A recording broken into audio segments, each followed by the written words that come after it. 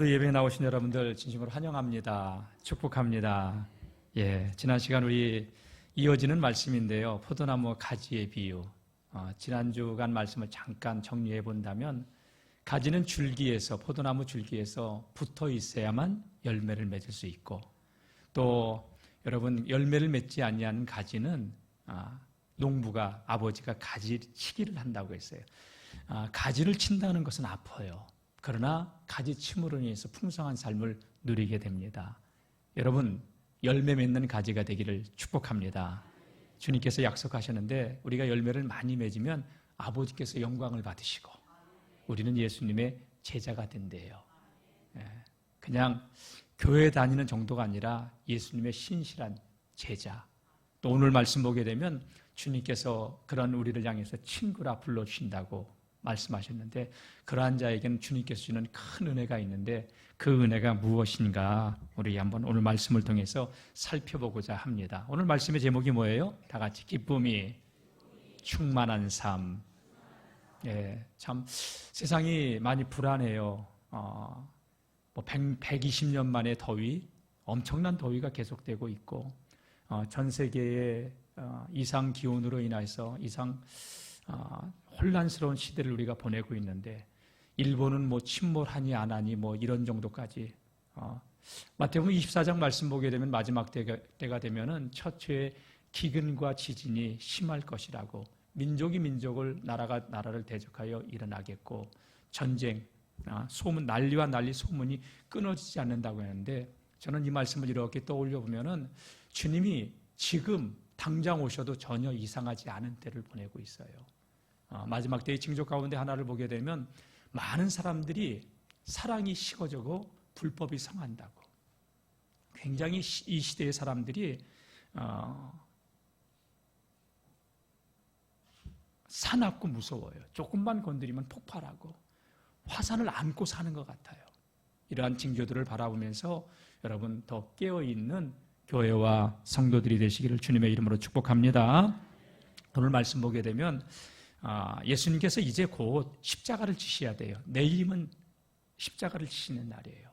이 밤이 지나가면 주님은 체포당하고 빌라도의 법정 앞에 서서 끌려가야 돼요. 골고다 언덕으로. 그런 상황 가운데 주님은 세상이 빼앗아갈 수 없는 평안이 있었어. 기쁨이 있었어. 이 시대를 살아가는 우리들, 불안하고 염려가 많고 걱정이 많아도 주님께서 내면에 주시는 그 기쁨이, 오늘 주님이 주시려고 하는 그 기쁨이 있는 저와 여러분들 될 수 있기를 주님의 이름으로 축복합니다. 그러면서 오늘 말씀 보게 되면 11절 말씀, 이거 한번 읽어보겠습니다. 11절 시작. 내가 이것을 너희에게 이름은 내 기쁨이 너희 안에 있어 너희의 기쁨을 충만하게 하려 함이라. 내가 너희에게 이것을 계속 말하고 있는 이유가 뭔지 아냐?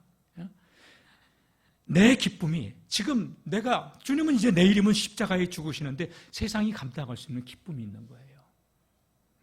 내 기쁨을 너희 안에 주어 너희로 하여금 기쁨이 충만한 삶을 누리게 하기 위해서.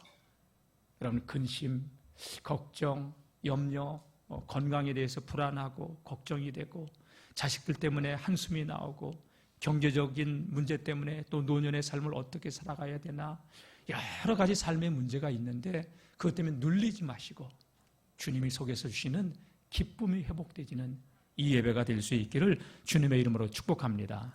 그래서 이 포도나무와 가지의 이 비유의 말씀은요, 굉장히 우리가 신앙생활하는 데 있어서 아주 중요한 영적인 원리를 제시하고 있어요. 지난 시간에 우리가 살펴봤지만 가지는 줄기에 붙어 있으면 된다는 거예요. 그죠? 그래서 주님께서 계속해서 하셨던 말씀이 뭐냐면 내 안에 거하라, 내 안에 거하라, 내 안에 거하라. 근데 오늘 말씀 보게 되면 주님께서 그 거하라는 말씀을 조금 확대해요. 나의 사랑 안에 거하라. 다 같이 주님의 사랑 안에 거해야 합니다. 자, 9절 말씀, 오늘 본문 말씀입니다. 한번 읽어보겠습니다. 시작. 아버지께서 나를 사랑하신 것 같이 나도 너희를 사랑하였으니 나의 사랑 안에 거하라. 여기 보세요. 나의 사랑 안에 거하라 하시면서 주님이 하신 말씀이 뭐냐면 아버지께서 나를 사랑하셨다. 그래서 나도 너희를 사랑했다. 그러니까 예수님은 계속해서 아버지의 사랑 안에 거했어요.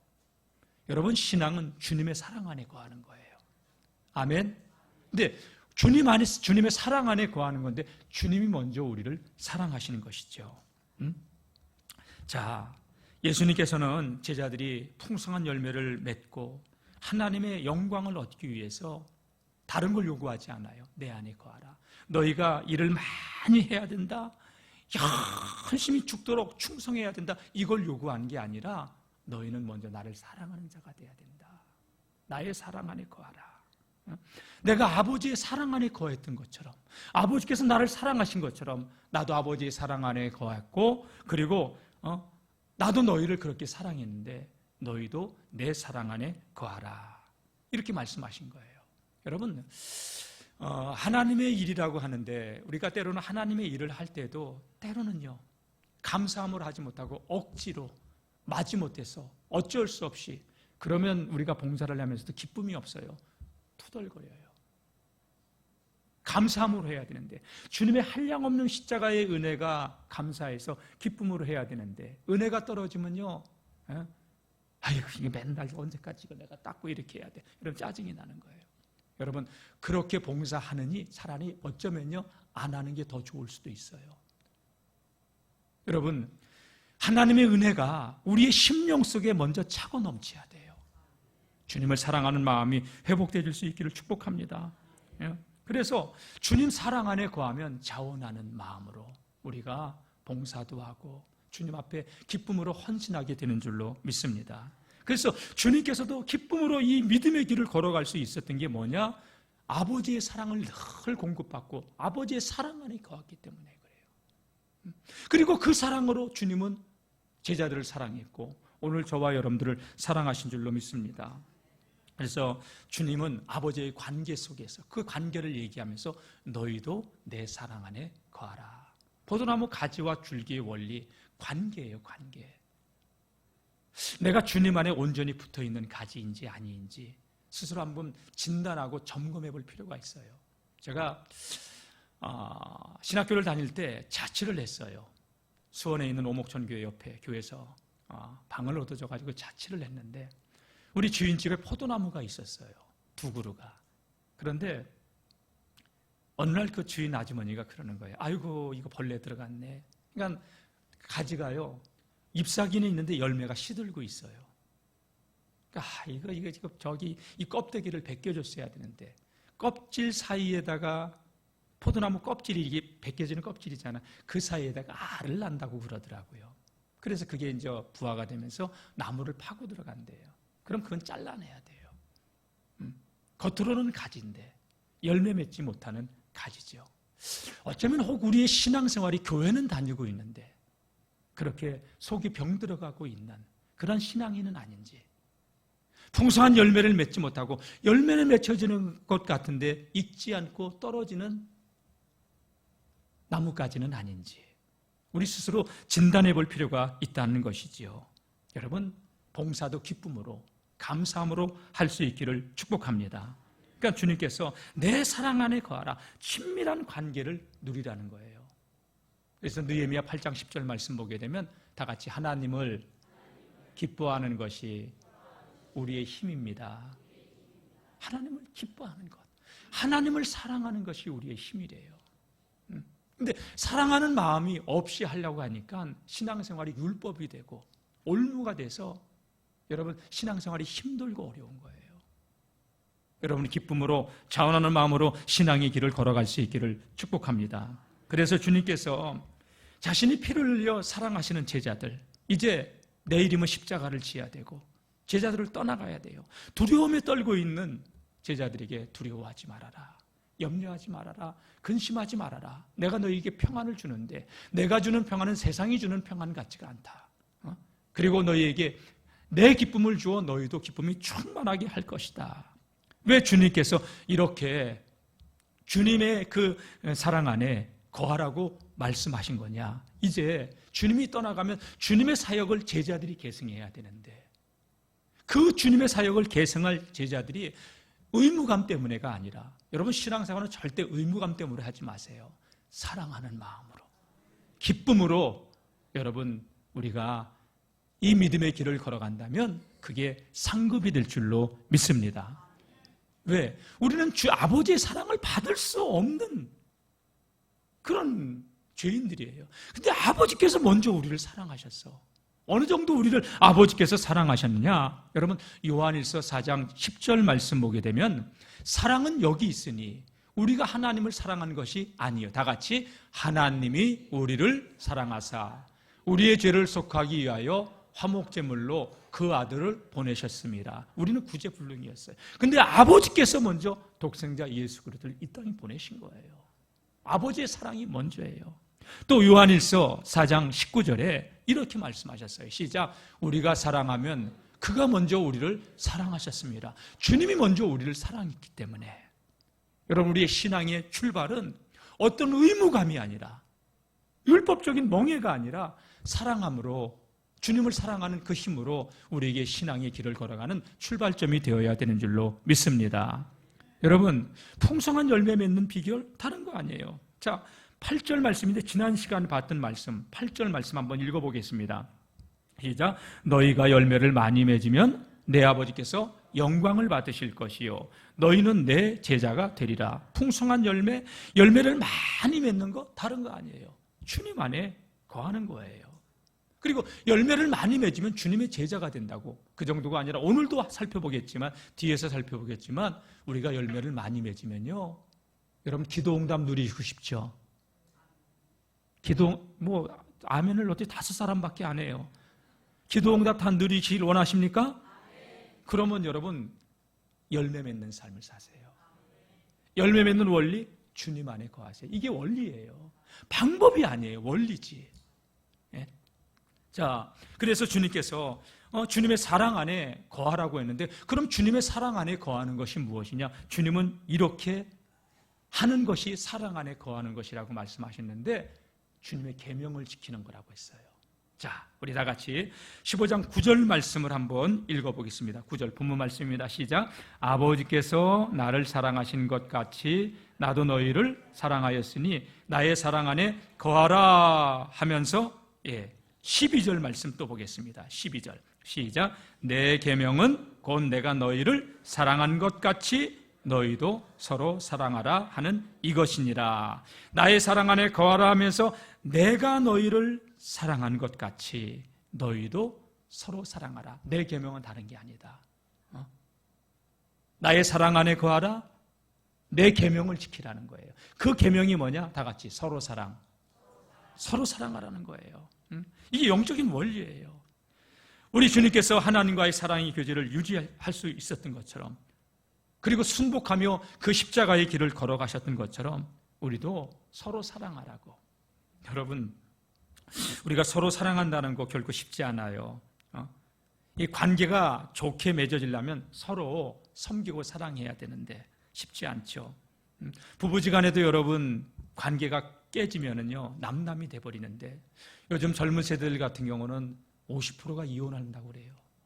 굉장히 심각해요. 지금 이혼하는 게 문제가 아니라 출산한 자녀들이 상처를 입고 사회적인 문제가 야기돼요. 여러분 부부지간에도 서로 존중해야 돼요. 그죠? 근데 서로 마음을 맞춰 살기가 쉽지는 않죠. 왜? 신랑과 신부가 만나서 이렇게 결혼해서 살아가는데 서로 살아온 삶의 가정 환경이 달라. 빈부의 격차도 때로는 있어. 그리고 배움의 정도도 있어. 이게 달라. 그렇기 때문에 둘이 맞춰서 살아간다는 게 결코 쉽지 않아요. 근데 사람들은 나한테 맞추려고 해요. 그렇기 때문에 안 되는 거야. 그리고 조금 무시하면 무시했다고. 무시한 게 아니에요. 부부지간에 좀 양보하고 서로 이해하고 살아야 되는데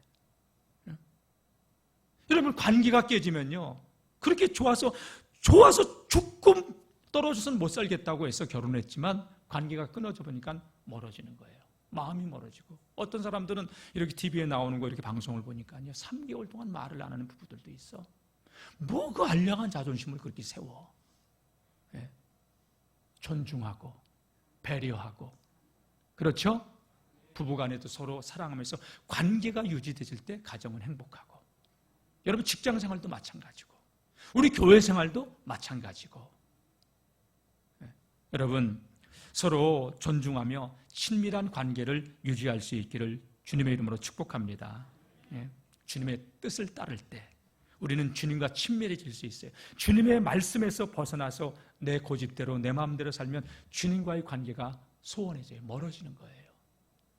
기도의 자리에 없고 예배의 자리를 떠나고 또 봉사의 자리 이렇게 떠나면 뻘쭘해요. 내가 와서 이렇게 해도 내가 내 자리였지만 거기 앉는 게 뻘쭘한 거예요. 예를 들어서 우리 찬양대가 한 달 만에 여기 나와서 앉아있어. 그럼 거기 앉아있기 좀 뻘쭘해. 그렇지 않아요? 내 자리인데도. 왜? 여러분, 이 주님과의 관계도 마찬가지예요. 여러분, 믿음의 자리, 신앙의 자리를 지키는 게 내가 사는 길이고 주님의 은혜를 누리는 것인 줄로 믿습니다. 그래서 주님께서 주님과의 관계를 얘기하면서 너희가 내 사랑 안에 거하라. 내 사랑 안에 거하는 거 나의 계명을 지키는 건데 내 계명 어렵지 않다. 서로 사랑하는 것이다. 서로 사랑에 대해서 말씀한 거예요. 17절 말씀도 내가 이것을 너희에게 명함은 너희로 서로 사랑하게 하려 함이라. 예? 이것을 이야기하는 게 너희의 기쁨이 충만하게 신앙생활, 교회생활이 기쁨으로 감사함으로 할 수 있도록 서로 사랑하라는 거예요. 요한복음 13장 34절 말씀도 보게 되면 이미 예수님께서 새 계명을 너희에게 준다고 이미 말씀하셨잖아요. 지난번에 봤던 말씀이지만 다시 한번 읽어보겠습니다. 시작. 새 계명을 너희에게 주노니 서로 사랑하라. 내가 너희를 사랑한 것 같이 너희도 서로 사랑하라. 예, 서로 사랑하라고. 예. 근데 여러분, 부부지간에도 이렇게 만나면서 서로의 단점이 보이고 그것 때문에 상처가 되고 이렇게 관계가 멀어지는 그런 관계 상황까지도 가게 되는데 교회 안에 여러분 교회 안에 전혀 다른 모든 사람들이 모여 있잖아요. 가진 자도 있고 없는 자도 있고 배운 자도 있고 배우지 못한 학력이 짧은 분들도 있고 또 저처럼 이렇게 잘생긴 사람도 있고 여러분 웃지 마세요. 웃는 건 좋은데 비웃으면 나쁜 것 같은데 여러분들이 웃는 게 보니까 비웃는 것 같아. 여러분 장애를 입고 불편하게 살아간 사람들도 있고 다 존중히 여겨줘야 돼. 예? 내가 좋은 사람만 좋아하는 게 아니라 우리가 서로 합력하여 선을 이루어가야 될 줄로 믿습니다. 근데 여러분 보면은 저한테도 단점이 있어요. 근데 장점도 있어요. 단점을 봐야 돼요. 장점을 봐야 돼요. 부부지간에도 서로가 같은 다른 환경에서 살아왔어.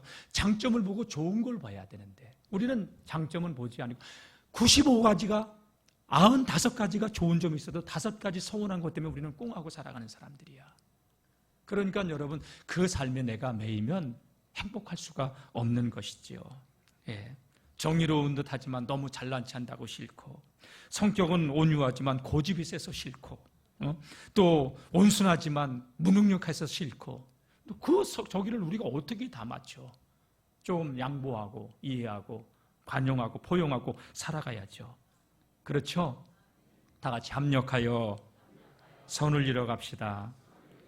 단점 없는 사람은 없어요. 쟤는 뭐가 어떻고 쟤는 뭐가 어떻고 저는 그러고 그러는 나는 다 같이 나는 더해요. 그렇죠? 우린 더한 자들이에요. 자, 교회를 다니다가 교회를 떠나는 사람들 보면 누가 어떻고 뭐가 어떻고 핑계를 대요. 근데 보면은 그 사람의 문제가 더 많이 있을 수 있어요. 그게 안타까워요. 어딜 가도 정착을 못하는 사람들이 있어요. 왜? 그건 본인의 문제이기 때문에. 교회가 문제가 아니라 누가 문제가 아니라 내 문제이기 때문에. 여러분 마음의 질병들 치료받을 수 있기를 주님의 이름으로 축복합니다. 단점도 있지만 장점을 볼 수 있기를 주님의 이름으로 축복합니다. 어느 권사님이 늘 딸에게 교회 가자 했는데 대학 교수인 딸이 교회 가는 걸 탐탁지 않게 여기다가 어머니가 그렇게 권면하니까 한번 나갔어요. 난 2번 나갔는데 그랬더니 엄마 나 교회 이제 죽어도 안 가니까 왜 안 가냐? 뭐가 어떻고 막 안 좋은 것만 얘기하는 거예요. 그러니까 이 어머니가 권사님이신 어머니가 나는 교회를 수십 년 동안 나가도 그런 건 하나도 안 보였는데 너는 몇 번 나가고 왜 그런 것만 네 눈에 보이냐? 여러분 맞는 얘기예요 이거. 믿음의 눈을 뜹시다. 좋은 걸 봅시다. 그래요.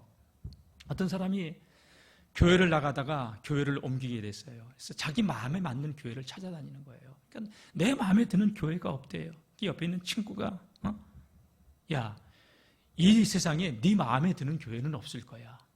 그러다가 네가 네 마음에 드는 교회가 나오면은 여러분 너는 절대 그 교회 가면 안 돼. 이렇게 얘기해요. 여러분 내 마음에 쏙 드는 교회인데 가야 돼요, 가야 돼요. 가야 돼요, 가야 돼요. 예? 안 속네? 여러분 왜 친구가 그 얘기를 했을까? 너 가면 안 된다고? 야, 네가 거기 가면 그 교회 물 버려. 여러분 그럴 수 있는 거 내 문제가 많아요. 의미 있는 얘기예요. 저는 목회를 하면서 제가 느낀 게 이 땅에 천국 같은 교회는 없다고 생각해요. 병원에 가면 아픈 사람들만 있듯이 교회도 죄인들이 오는 곳이라, 마음의 상처를 안고 오는 사람들이 많은 곳이라 여러분 천사가 있는 게 교회가 아니에요. 그래서 허물과 단점이 많을 수 있어요. 그냥 품고 가야지. 아멘. 여러분 예수님의 제자들이 잘나서 예수님 사랑한 게 아니에요. 제자들도 허물투성이었었어요. 근데 내가 너희를 사랑한 것처럼 너희도 서로 사랑하라. 아멘. 그래요. 저도 이렇게 돌아보면 하나님께서 짓밟아버리고 죽이고 싶을 때가 한두 번이었겠어요. 근데 용서해주고 참아주시고 기다려주셔서 여기까지 온 줄로 믿습니다. 오늘 저와 여러분들이 그 은혜로 이 자리에 있게 된 줄로 믿습니다. 다 같이 주님, 내게 주님의 마음을 주세요. 주님의 마음을 달라고 기도합시다. 여수순천 반란 사건 때 여러분 손양원 목사님은 두 아들을 공산당 앞잡이한테 젊은 청년한테 두 아들을 잃었어요. 경찰서에서는 사형시킨다고 했는데 손양원 목사님이 찾아가서 내 아들로 내가 바르게 키워보겠다고, 내 아들 양자로 삼겠다고 경찰서에서 허락하지 않잖아요. 근데 경찰서 앞에 나와가지고 그 다음날 날이 셀 때까지 그 다음날도 떠나지 않아요. 결국 경찰서장이 그 아이를 내줘요. 그리고 양자로 삼아요. 그래서 사랑의 원자탄 영화 내용이 그런 내용이잖아요. 여러분 내 자식 건들면 눈이 뒤집어지는 세상이야 지금은. 진동이 와. 하나님의 진동이 성령으로 와야 되는데 분노로 와. 여러분 손양원 목사님처럼 사랑의 그 은사를 우리에게 달라고 기도합시다. 내 힘으로는 안 돼요. 은혜가 와야 돼요. 그 은혜가 있기를 축원합니다. 결국 손양원 목사님은 그 아들을 양자로 삼고 그리고 한국교회에서 위대한 성인처럼 길이 남는 믿음의 사람이 됐죠. 자, 여러분 주님의 계명은 다른 거 아니에요. 주님 사랑하시죠? 계명 안에 거합시다. 그 계명은 다른 거 아니라 다 같이 서로 사랑. 아멘. 그래요. 그리고 주님의 계명을 지키잖아요. 그러면 주님께서 너희는 내 친구가 될 거야.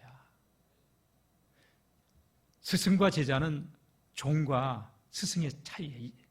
근데 예수님께서 이제는 내가 너희를 종이라 하지 않겠다. 내가 스승된 자로서 허리에 수건을 두르고 대야에 물을 떠서 발을 씻기면서 내가 너희를 섬겼으니 내가 너희를 사랑한 것 같이 너희도 서로 사랑하라. 이렇게 말씀하셨잖아요.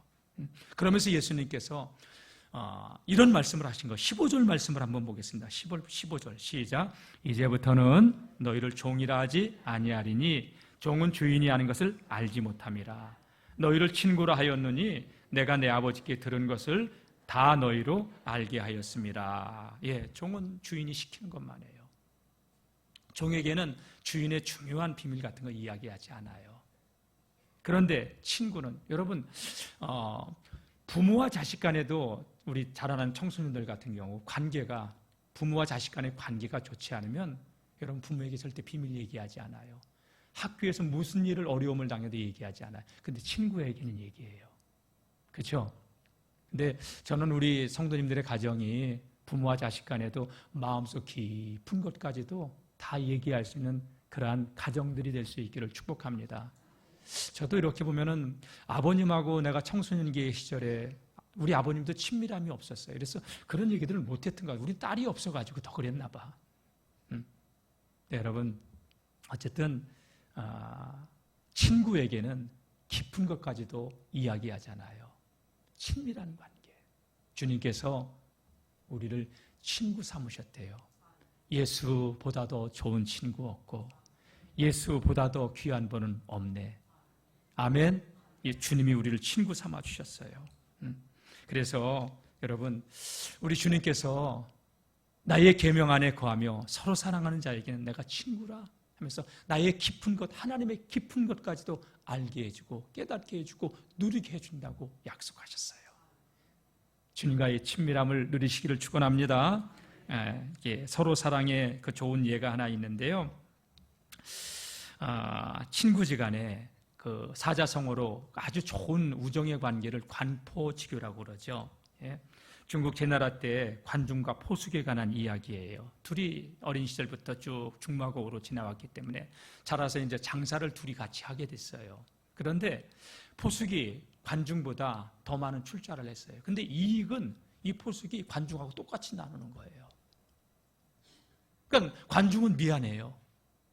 그런데 자네는 나는 자네보다 형편이 낫잖아. 어머니 모시고 살잖아. 자네가 조금 같이 나눠도 괜찮아. 이러면서 배려를 해준 거예요. 둘이 전쟁터를 나가게 되었어요. 나라에 난리가 나가지고. 그랬더니 이 관중은요, 돌격하고 그러면 뒤에서 천천히 가. 이런 사람 미워요. 근데 뒤로 오대 그럼 제일 빨리 나가. 이런 사람 얄밉잖아요. 근데 이걸 갖다가 포숙에게 사람들이 얘기하니까 관중은 홀어머니를 모시고 살고 아들 하나야. 관중이 죽으면 안 돼. 친구를 오히려 두둔해 주는 거예요. 둘이 이제 관직에 오르게 되었어요. 어쨌든 이렇게 둘이 좋은 관계 속에서 이 관중은 포숙이 자기를 늘 이해해 주고 배려해 주는 그 마음을 알게 되고서 이런 얘기를 해요. 내 어머니는 나를 낳아주었지만 나를 이해해 주는 친구, 사람은 친구, 포숙이라고 얘기를 해요. 그런 좋은 관계를 유지하고 있었던 것이죠. 관중과 포숙이 이제 시공의 신하가 되어서 관중은 공자 규를 섬기고 포숙은 공자 소맥을 섬기게 되는데 이제 시공이 죽고 나서 그 관중이 섬겨왔던 공자 소맥이 왕이 돼요. 왕이 될 때 이 소맥은 자기를 이렇게 늘 양육하고 키워줬던 이 관중에게 재상의 자리를 딱 제안을 했더니 이 관중은 그때 누구를 추천하냐? 나보다 포숙이 훨씬 이 나라를 잘 다스릴 사람이라고. 그러면서 둘이 높은 관직에서 나라를 잘 다스리게 했다고. 그래서 나온 사자성어가 반포지교라고 하는 사자성어예요. 여러분, 오늘 우리 성도님들도 이렇게 좋은 관계 속에서 믿음의 길을 걸어가는 교회와 성도들 될 수 있기를 축복합니다. 성경에 보면은 이러한 좋은 우정을 나눈 사람들의 이야기가 사무엘상에 나와요. 바로 다윗과 요나단이에요. 여러분, 요나단의 아버지는 사울왕이에요. 근데 다윗 때문에 요나단은 왕이 되는 자격을 놓쳐요. 요나단은 다윗이 죽으면 자기가 왕이 되는 것을 알고 있어요. 근데 아버지가 다윗을 죽이려고 할 때 다윗의 생명을 지켜요. 성경은 이렇게 이야기를 해요. 사무엘상 20장 17절 말씀 한번 볼까요? 시작. 다윗에 대한 요나단의 사랑이 그를 다시 맹세하게 하였은즉 이는 자기 생명을 사랑함같이 그를 사랑함이었더라. 자기 생명을 사랑한 같이 이 요나단은 다윗이 죽어야 돼. 그러면 내가 권력을 차지할 수 있어. 근데 다윗의 생명을 자기 생명처럼 여겼기 때문에 18장 1절 말씀도 이렇게 말씀하고 있죠. 시작. 다윗이 사울에게 말하기를 마침에 요나단의 마음이 다윗의 마음과 하나가 되어 요나단이 그를 자기 생명같이 사랑하니라. 마음이 하나가 됐다. 여러분, 저와 여러분들의 마음이 하나가 되고 우리 장로님들의 마음이 하나가 되고 교회가 하나가 되고 속회가 하나가 되고 하나됨의 공동체를 이루어가는 우리 영월중앙교회가 될 수 있기를 축복합니다. 그런 자에게 주님은 내 친구야, 너는 내 친구야 이렇게 해준대요. 친구도 그냥 친구가 아니라 절친. 이름은 들어봤어요? 절친? 여러분, 내가 군수님하고 절친이야. 여러분 좀 내가 한번 뽀겨볼 수 있지 않겠어요? 아예 목사님 요새 군수님하고 절친인 게 뭘 뻑일 거예요. 내가 대통령하고 절친이야. 어깨에 힘 한번 줄 수 있지 않겠어요? 아니 대통령이 나를 친한 친구로 여긴다는데. 여러분, 주님이, 만왕의 왕 되신 주님이 저와 여러분들을 친구라 여겨준다. 원리예요. 주님 안에 거하세요. 사랑 안에 거하세요. 계명을 지키세요. 그 계명은 서로 사랑이에요. 그러면 주님이 우리를 친구로 여겨주신다는 거예요. 여러분, 친구에게는 하나님의 깊은 걸 이야기해줘요. 야고보서 2장 23절 말씀 보게 되면요, 하나님은 아브라함을 나의 벗이라고 얘기를 해요. 아브라함이 내 벗이다, 내 친구다, 하나님이 이렇게 얘기했어요. 그러면서 하나님께서는 아브라함에게 소돔과 고모라 성읍을 심판할 계획을 가지고 천사들을 보낼 때 천사들의 입을 통해서 하나님은 이 소돔과 고모라의 심판의 계획을 알려주셔요. 창세기 18장 17절의 말씀이에요. 한번 읽어보겠습니다. 시작. 여호와께서 이르시되 내가 하려는 것을 아브라함에게 숨기겠느냐. 아브라함은 강대한 나라가 될 것이다. 천하 만민은 복을 받을 것이다. 그러면서 소돔과 고모라 성읍의 심판의 놀라운 계획을 알려주시는 거예요. 여러분, 주님과 친밀하면, 주님과 관계가 아주 친밀하면 주님께서는 하늘의 놀라운 계시의 영역을 열어주는 줄로 믿습니다. 말씀을 들을 때, 말씀을 읽을 때 말씀을 깨달음의 은혜를 주시고 하늘의 지혜가 열려지는 거예요. 다니엘과 같은 경우는요, 다니엘서 말씀 보게 되면 느부갓네살 왕이 어느 날 꿈을 꿨어요. 이 꿈 때문에 번뇌를 하면서 잠을 못 자는 거예요. 그래서 온 나라의 방백들, 박사와 술객들, 꿈 해몽자들을 다 불러가지고 이 꿈을 해몽해라. 그랬더니 폐하, 무슨 꿈을 꾸셨는지 말씀하여 주시옵소서. 이것들이 내가 무슨 꿈을 꿨는지 말하고 그 꿈을 해몽하라. 여러분, 누가, 왕이 무슨 꿈을 꿨는지 누가 알아? 아무도. 너희들이 이 꿈을 말하지 않고 꿈을 해몽하지 않으면 다 죽여버리겠다고. 여러분, 다니엘도 죽을 상황이 온 거예요. 근데 다니엘은 사드락과 메삭과 아벳네고 친구를 찾아가서 내가 왕께 나가야 돼. 너희들 나랑 같이 금식하며 기도하자. 기도해요. 그리고 하나님께 기도했을 때 하나님께서 느부갓네살 왕이 꾼 꿈을 알게 해주셔요. 여러분, 왕이 꾼 꿈을 다니엘은 알고요. 그 꿈을 해몽해 해답을 가지고 왕 앞에 찾아가서 왕이시여, 이런 꿈을 꾸셨지요. 이 꿈의 내용은 이러이러해서 이러이러할 것입니다. 여러분, 하늘의 지혜가 열리는 거예요. 주님과 친밀하시기를 주님의 이름으로 축원합니다. 근데 우리는 요 정도 되면요, 교만이 들어와요. 오늘 저와 여러분들이 모든 영광은 주님께만 돌리세요. 높아지려고 하지 마시고 내가 뭐 기득권 이런 것도 내려놓으세요. 주님께만 영광 돌리며 삶을 살아가는 거룩한 하나님의 사람들이 될 수 있기를 주님의 이름으로 축복합니다. 주님은 내가 친구로 삼고 내가 알지 못하는 하늘의 놀라운 것들을 알려주시겠다고 15절에 이렇게 말씀하신 거예요. 아버지께 들은 것 지금까지 난 너희에게 다 이야기했다. 그 정도가 아니다. 내가 떠나면 보혜사 성령이 오실 것인데 그 성령님은 내가 너에게 말한 모든 것 기억나게 하고 생각나게 하고 가르쳐 주실 것이다. 요한복음 14장 26절 말씀을 한번 보겠습니다. 시작. 보혜사 곧 아버지께서 내 이름으로 보내실 성령, 그가 너희에게 모든 것을 가르치고 내가 너희에게 말한 모든 것을 생각나게 하시리라. 고린도서 2장 10절도 보겠습니다. 시작. 오직 하나님이 성령으로 이것을 우리에게 보이셨으니 성령은 모든 것 곧 하나님의 깊은 것까지도 통달하시느니라. 아멘. 보여주신대요. 누구에게? 친구에게.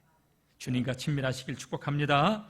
그러면서 주님께서 오늘 설교 제목인데요, 이렇게 계명 안에 거하고 서로 사랑하며 주님과 친밀함을 누리는 자들에게는 세상이 빼앗아서는 내게 준 기쁨도 너희에게 있을 것이라고.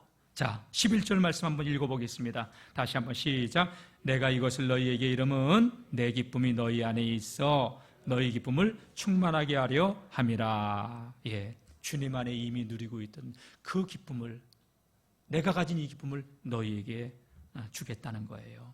주님은 어려운 일을 많이 겪으셨어요. 이제 십자가를 앞두고 있어요. 그래도 세상이 빼앗아갈 수 없는 평안이 있었고 기쁨이 있었던 것이죠. 여러분, 우리가 이 세상에서 많은 현실적인 문제들을 만나지만 세상이 빼앗아갈 수 없는 기쁨, 이 기가, 에너지가 이 속에서 막 샘솟듯이 뿜어져 나오는 이 기쁨 있기를 주님의 이름으로 축원합니다. 그 원리가 뭐예요? 내 안에 거하라. 나의 사랑 안에 거하라. 내 계명을 지켜라. 그 계명은 서로 사랑이다. 그럼 내가 너희를 친구처럼 여기고 놀라운 하늘의 계시의 영역을 열어주면서 너희로 하여금 기쁨이 충만하게 하겠다 하는 말씀이에요. 여러분, 주님 사랑 안에 거하는 삶을 통해서 진정한 기쁨을 누리는 모든 믿음의 성도님들이 되시길 축복합니다. 주님과의 관계가 멀어지면요, 여러분 기쁨 없어요. 기도의 자리, 집에서도 말씀의 자리, 기도의 자리가 없고 또 봉사의 자리, 은혜의 자리, 헌신의 자리. 여러분, 그리고 나서 우리가 교회 이렇게 오면요 좀 멋쩍어요. 뻘쭘해요. 목회자들도 그래요, 여러분.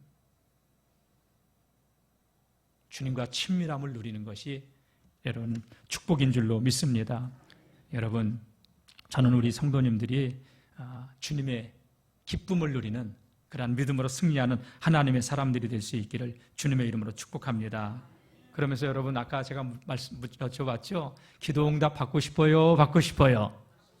여러분, 원리를 이야기한 거예요. 다시 한번. 자, 16절 말씀 읽고 이제 말씀을 결론 맺도록 하겠습니다. 16절 시작. 너희가 나를 택하는 것이 아니요 내가 너희를 택하여 세웠나니 이는 너희로 가서 열매를 맺게 하고 또 너희 열매가 항상 있게 하여 내 이름으로 아버지께 무엇을 구하든지 다 받게 하려 함이라. 열매가 있으면 다 같이 무엇을 구하든지 다 받게 하려 함이라. 그러니까 열매가 있어야 돼요, 있어야 돼요? 이유여하를 떠나서 열매는 있어야 돼요. 근데 원리예요. 열매는 가지는 줄기를 떠나서는 맺을 수가 없어요. 여러분, 포도나무 가지에 벌레가 들어가서 그 가지를 상하게 하니까 포도 열매가 더 크지 못하고 마르기 시작하고 잎사귀 병들고 결국 잘라내야 되고. 여러분, 신앙생활은 방법이 아닙니다. 주님과의 관계, 원리. 이 원리를 깨닫고 누리는 거룩한 하나님의 사람들 되시길 바랍니다. 세상에 살지만 세속에 물들지 아니하고 거룩함을 유지하며 주님의 기쁨 되고 주님이 주는 기쁨을 누리는 저와 여러분들이 되시기를 주님의 이름으로 축원합니다.